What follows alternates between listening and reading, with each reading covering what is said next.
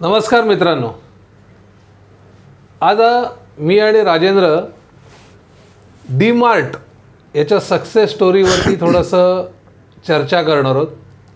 पण ही चर्चा तो किती बिलियनेअर झाला, तो कसा श्रीमंत झाला या गोष्टीवरती चर्चा न करता त्याचं बिझनेस मॉडेल काय आहे.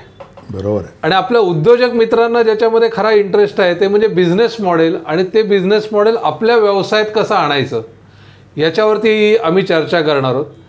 परवाच काय झालं, अचानक डीमार्टमध्ये खरेदीला जायचा योग आला आणि ते डीमार्टमध्ये एवढ्या स्वस्तामध्ये एक एक आयटम बघून राजेंद्र मला एवढं आश्चर्य वाटलं की बाहेर ज्या किमतीमध्ये कदाचित एखाद्या स्टोअरमध्ये मिळणं देखील आपल्या कल्पनेच्या पलीकडे आहे, तेवढ्या त्याच्यापेक्षा कितीतरी कमी प्राईजमध्ये डीमार्ट विकतं. आणि अजित, आज जे आपण हे घेतोय त्याचं सर्वात महत्त्वाचं हे काय माहिती आहे का, आपण बऱ्याच वेळा फॉरेन स्टडीज ऐकतो किंवा हे ऐकतो आणि बऱ्याच वेळा आपल्याला असं वाटतं त्याला शक्य आहे, मला नाही आहे शक्य. हा दमानिया आहे ना, यांनी ज्या पद्धतीने किंवा आपल्या छोट्या छोट्या उद्योजकाला पण त्याचे जे काही बिझनेस मंत्राज आहेत ते उपयोगी पडू शकतील. आणि मित्रांनो, तेवढ्यासाठीच आम्ही हा दमानियाजींची निवड केली आहे. डीमार्ट ही एक क्लासिक स्टोरी आहे. पण ही भारतीय स्टोरी आहे आणि मुख्य म्हणजे, आणि ते म्हणजे भारतीय वॉलमार्ट आहे डीमार्ट हे एका प्रकारचं. एक्झॅक्टली. आणि वॉलमार्टपासूनच त्यांनी प्रेरणा घेतली, त्याच्यापासून सुरुवात केली. आणि वॉलमार्टमध्ये तुम्ही गेलात तर तुम्हाला ज्या प्रकारे एकदम लो प्राईजमध्ये गोष्टी मिळतील, कमी किमतीमध्ये गोष्टी मिळतील. राजेंद्र, त्या दिवशी ना त्याकडे एक स्कीम होती आणि नंतर मला असं कळलं त्या स्कीमला नाव आहे की एव्हरीडे लो प्राइजिंग. म्हणजे प्रत्येक दिवसाची कमीत कमी प्राईस त्या आयटमची ते डिक्लेअर करतात. आणि मला आश्चर्य काय वाटलं की तो आयटम घ्यायलाच खूप गर्दी होती. जी ह्याला अँकरिंग म्हणतात, किंवा ह्याच्या भाषेत जर इंटरनेटच्या भाषेत त्याला फिशिंग बेट म्हणतात. ओके. म्हणजे फिशिंग बेट म्हणजे आपण कसं गळ लावतो, आपण गळ लावतो आणि आपण माशाला अट्रॅक्ट करतो, बेट बरोबर पकडून ठेवतो, फिशिंग बेट म्हणतात. म्हणजे प्राइसिंगमुळे तो फिशिंग, म्हणजे त्या प्राइसिंगमुळे तो कस्टमर अट्रॅक्ट होऊन तीच वस्तू आणखीन घेत राहतो. तसे दिस इज फिशिंग बेट म्हणता येईल, किंवा हा अँकरिंग म्हणतात की एक अँकर प्रोडक्ट ठेवायचा आणि त्या प्रॉडक्टने लोकांना अट्रॅक्ट करायचं. पण राजेंद्र, मला त्याच्यामध्ये एक बिझनेस स्ट्रॅटेजी काय अशी लक्षात आली माहिती आहे की जो आयटम सध्या जास्त डिमांडमध्ये आहे, म्हणजे फॉर एक्झाम्पल आता श्रावण आला आहे तर श्रावणात कुठल्या आयटमला डिमांड असेल त्या आयटमची प्राईस सगळ्यात कमी ठेवायची, त्याला इसेन्शियल गुड आणि इसेन्शियल कमोडिटीमध्येच ठेवायचं. आणि त्या आयटमची प्राईस सगळ्यात कमी असल्यामुळे कस्टमर अधिक ते घ्यायला जातो आणि ते अधिक घ्यायला गेल्यामुळे त्याची डिमांड अजून वाढते, डिमांड अजून वाढल्यामुळे त्याचा सेल वाढतो. तर स्ट्रॅटेजी मला ही लक्षात आली की कमीत कमी मार्जिन स्वतःकडे ठेवायचं आणि जास्तीत जास्त मार्जिन कस्टमरला पास ऑन करायचं, पण व्हॉल्यूममध्ये गेम खेळायचं. अजित, तुला आणखीन एक सांगतो, हे फिशिंग बेट करताना सुद्धा हे जे इसेन्शियल गोष्टी आहेत, समजा आता गणपतीचा किंवा दिवाळीचा सण आहे तर आपल्याला तुपाचा आणि डालडा किंवा तेलाचा हे वाढतं, तो सर्वात मार्केटमधली जी लोएस्ट प्राईस असेल ती तिथे असेल. पण तो ठेवताना तो कुठे ठेवेल? पहिल्या डेस्कवरती नाही ठेवणार, तो सर्वात शेवटच्या डेस्कवरती ठेवला जातो. बरोबर. म्हणजे तो बाकीचे सगळे आयटम बघत बघत तिकडे जातो. आणि मला दुसरं काय लक्षात आलं की ती लोएस्ट प्राईस बघितल्यामुळे ना, एखाद्याला तो आयटम घ्यायचा नसेल तरी तो काय विचार करतो, अरे आज एवढ्या कमी प्राईसमध्ये तर घेऊन टाकावं, म्हणजे आणखीन त्याचा व्हॉल्यूम वाढायला. जो घेणारा नसेल, हा मॉब सायकॉलॉजीचा अजित पूर्णपणे वापर केलेला आहे की दुसरे एवढे उड्या मारतायत, एवढ्या उड्या मारून लाईन मारून घेत आहेत आणि मी घेत नाही आहे, म्हणजे मला फोमो आहे, फिअर ऑफ मिसिंग आउट आहे, आणि मी फोमो आहे आणि त्या फोमोमधून बाईंग होतं. ॲब्सोल्युटली. सी, ज्या रेस्टॉरंटमध्ये सर्वात जास्त वेटिंग असते तिथे आणखीन लोक जातात.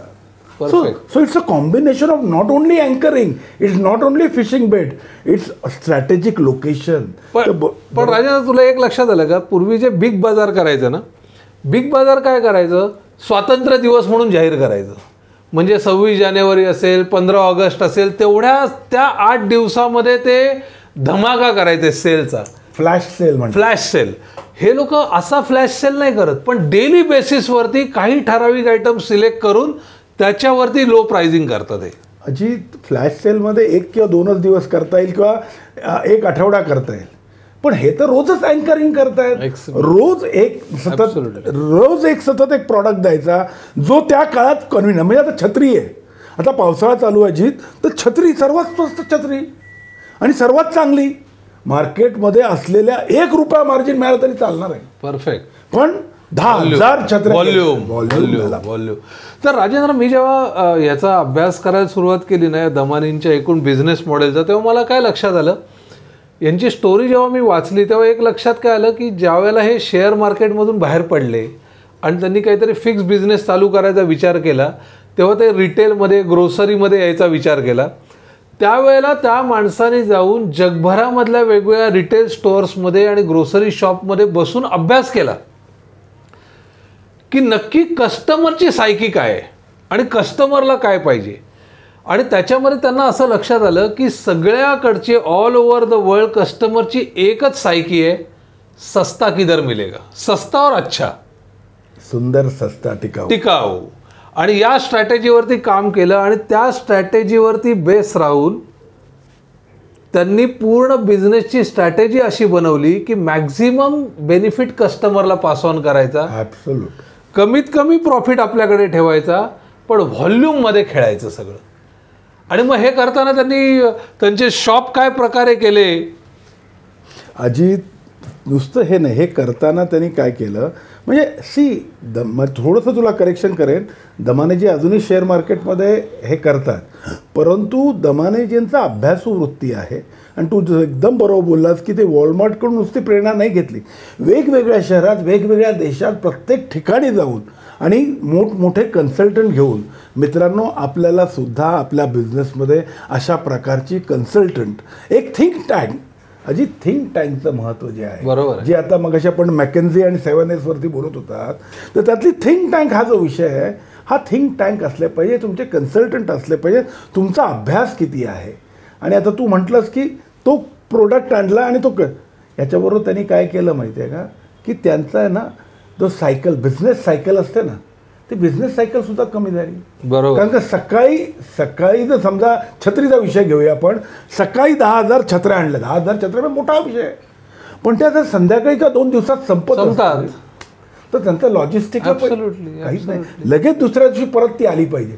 म्हणजे सकाळी आणायचे लावलेले पैसे संध्याकाळी फ्री, म्हणजे विथ मार्जिन बिझनेस सायकल बघ. आणि बिझनेस सायकल मोजण्यासारखी आहे. आणि मित्रांनो, तुम्हाला सुद्धा तुमच्या बिझनेसमध्ये तुमच्या बिझनेस सायकल किती आहे, म्हणजे तुम्ही एक प्रॉडक्ट आणलात, त्यामागे पैसे किती वेळ गुंतले आणि ते परत विक्री होऊन परत ते तुमचं. आणि डेड स्टॉक न राहता, अजित डेड स्टॉक बिलकुल नसतो, फारच कमी, कारण व्हॉल्यूम आहे ना, व्हॉल्यूम आहे. आणि राजेंद्र, याच्यातला सगळ्यात मोठा फायदा काय झाला माहिती आहे, समजा आपण त्या दुकानात गेलो आणि आपल्याला ती छत्री एवढ्या कमी किमतीमध्ये मिळाली की ऑटोमॅटिक आपण बाहेर जाऊन 10 लोकांना सांगतो, फुल फ्री प्रमोशन, कस्टमरच प्रमोट करतोय. म्हणून डीमार्टच्या कुठेही तुम्हाला ऍडव्हर्टाइज, जाहिराती नाही, होर्डिंग दिसत नाही, आमची कुठेही जाहिरात नाही, त्यामुळे आमचा जाहिरातीवरती खर्च नाही, त्यामुळे आमचे ओव्हरहेड कमी राहतात, त्यामुळे आमच्याकडे जो काही मार्जिन राहतो हा कस्टमरच त्यांचा ब्रँड अँबॅसेडर. ॲब्सोल्युटली. आणि आम्ही तो कस्टमरला पास ऑन करतो त्याच्यासाठी. ॲब्सोल्यूट. सो मित्रांनो, अशी फंटॅस्टिक स्टोरी आहे डीमार्टची. आणि आपण जेवढं त्याच्यावरती अभ्यास करू, एक विषय बोलशील तेवढे कमी आहेत. तू सांग ना, आता त्यांचं नुसतं हे नाही, त्यांचं सोर्सिंग बघ. त्यांनी काय, आता नॉर्मली आपल्याकडे जे येतं ते कसं येतं, मॅन्युफॅक्चर करतो, त्याच्यानंतर मग त्यांचा मेन लेवल डिस्ट्रीब्युटर असतो, एरिया होलसेलर, किंवा मग नंतर होलसेलर असतो, होलसेलरच्या खाली शॉपकीपर्स असतात, आणि मग शॉपकीपर तो आपल्याला देतो. म्हणजे किती ठिकाणी तुला मार्जिन द्यावं लागलं, किती ठिकाणी तुला स्टॉक ठेवावा लागला, स्टॉकिस्टला स्टॉक ठेवावा लागतो, डिस्ट्रीब्युटरला ठेवायला लागतो, होलसेलरला स्टॉक ठेवायला लागतो, आणि प्लस दुकानदार सुद्धा ठेवतो, कारण त्याला स्कीम दिल्या जातात आणि त्या स्कीममध्ये तो हे करतो. त्यामुळे मित्रांनो, हा सगळ्या ह्याचा हे जे डीमार्टने तर पहिलं काय केलं अजित, तर त्यांनी डायरेक्ट ॲट सोर्स, म्हणजे डायरेक्ट फॅक्टरीशी टायप केला. समजा एखादी साबण विकणारी कंपनी आहे, फार्मास्युटिकल विकणारी कंपनी आहे, त्यांनी डायरेक्ट त्या कंपनीशी कॉन्टॅक्ट केला, किंवा त्या कंपनीने इनफॅक्ट त्यांच्याशी कॉन्टॅक्ट केला. कारण का, हे डीमार्ट हे मोठा ब्रँड आहे, डीमार्ट बल्क परचेस करतो आणि डीमार्टचं सेंट्रलाइज परचेस आहे. ऑर्डर त्यांच्या सेंट्रलाइज होतात. मग कुठल्या ब्रँचला किती द्यायचं ते त्यांना सांगितलं जातं आणि त्याप्रमाणेच डिलिव्हरी दिली जाते. आणि दिवसा डिस्टर्ब करून नाही, मॅक्सिमम जेव्हा वर्किंग अवर्स नसतात त्यावेळेलाच तुम्हाला त्यांची डिलिव्हरी दिली जाते. आणि त्यांचा जो काही डिस्ट्रीब्युटर असेल, तू मगाशी एक प्रश्न विचारला की त्या डिस्ट्रीब्युटरचं काय किंवा तो स्टॉकिस्ट असेल त्याचं काय, पेमेंट भले त्यांच्या थ्रू रूट होत असेल किंवा त्यांचं जे काही ठरलेलं असेल ते, परंतु बल्क परचेस हा डायरेक्ट कंपनीकडून दिला जातो. अजित, ही फार मोठी, आणि एवढंच नाही, MRPच्या खाली जातातच, डिस्ट्रीब्युटर पण वाचवला आणि ह्याचा बल्क जो काही प्रॉफिट होतो त्यातला बराचसा प्रॉफिटचा भाग हा कस्टमरला पास ऑन केला जातो. सो फंटॅस्टिक बिझनेस मॉडेल आहे. So customer centric, maximum customer हा आपला पार्टनर आहे असं गृहीत धरून त्याला जास्तीत जास्त पार्टनरला प्रॉफिट शेअर दिला, त्यालाच आपला हे करून. कारण पैसे बघ ना, आता मी तुला सांगतो, नॉर्मली काय माहिती आहे, नॉर्मली ट्रेडर जे आहेत हे 15 दिवस, एक महिना क्रेडिट घेतात. बरोबर आहे. हां, एक महिना क्रेडिट. आणि इथे दमानीजी काय करतात, मी 8 दिवसात पेमेंट देतो किंवा 7 दिवसात पेमेंट देतो. सी द पॉवर, लिक्विडिटी आणि कॅश. म्हणजे क्रेडिटवरती न धंदा करता काय केलं, 7 दिवस. बरं, 7 दिवससुद्धा काय त्यांनी त्यांचे पैसे लावले का? नाही, कारण का त्यांचा सायकल किती आहे, 1 दिवस, 2 दिवस, फार तर 3 दिवस. परफेक्ट. अर्थात प्रॉडक्ट टू प्रॉडक्ट थोडं वेरी होतं, परंतु मॅक्सिमम जे प्रॉडक्ट आहेत आणि तू जे अँकरिंगचे प्रॉडक्ट बोलतोय हे सगळे त्यांचे, हे बिझनेस सायकल तू बघ. म्हणजे स्वतःचा 1 रुपया न लावता, म्हणजे 3 रुपये आले समजा, एखाद्या याच्या 100 रुपये लावले तर तिसऱ्या दिवशी परत आले, परत दुसरे 100 रुपये लावले, परत, म्हणजे 7 दिवसात ते 3 वेळा बिझनेस सायकल फिरवतात. आणि मग बिझनेस सायकल मग कितीची झाली, काही म्हणजे स्वतःचे पैसे नाही वापरले, त्या सप्लायरच्या पैशाने धंदा केला. That's a fantastic. सप्लायरच्या पैशाने धंदा केला, तेच कस्टमरकडून पहिले पैसे घेतले, कस्टमरला डिलिव्हरी पण दिली, त्याच पैसे सप्लायरला दिले, स्वतःचा कमीत कमी कॅपिटल लागलं परत. म्हणजे पण हे व्हॉल्यूममुळे झालं. एक्झॅक्टली, नुसतं व्हॉल्यूम नाही, आणि प्राइसिंग हां, प्राइसिंगमुळे झालं. प्राइसिंगमुळे कस्टमर आला आणि कस्टमरला तुम्ही पार्टनर करून घेतलं, हा सर्वात मोठा. म्हणजे कस्टमरकडे, म्हणजे कष्ट, आपल्या मराठीत म्हणतात ना, कष्ट आणि मर, तसं न करता ही इज पार्टनर, अशा पद्धतीने त्यांनी ट्रीट केलं. सो मित्रांनो, मला असं वाटतं अशाच काही सक्सेस स्टोरीज, बिझनेस केस स्टडीज याच्यावरती चर्चा करण्यासाठी आम्ही 16 ऑगस्टपासून मार्स गुरुकुलतर्फे बूम नावाचा कार्यक्रम घेऊन येतो आहे. हा 6 महिन्याचा कार्यक्रम आहे. बूम म्हणजे बिझनेस ओरिएंटेशन आणि अपॉर्च्युनिटी मॅनेजमेंट. सो आपल्या बिझनेसची स्ट्रॅटेजी राईट कशी करायची, आपल्या बिझनेसला राईट ओरिएंटेशन कसं करायचं, आणि आज मार्केटमध्ये एवढ्या अपॉर्च्युनिटी आहेत, त्यातली कुठली घ्यायची आणि त्याला कशा प्रकारे मॅनेज करायचं, यातल्या अनेक गोष्टी आपण चर्चा करणार आहोत आणि मग प्रॅक्टिकली तुमच्या बिझनेसमध्ये करून घेणार आहोत.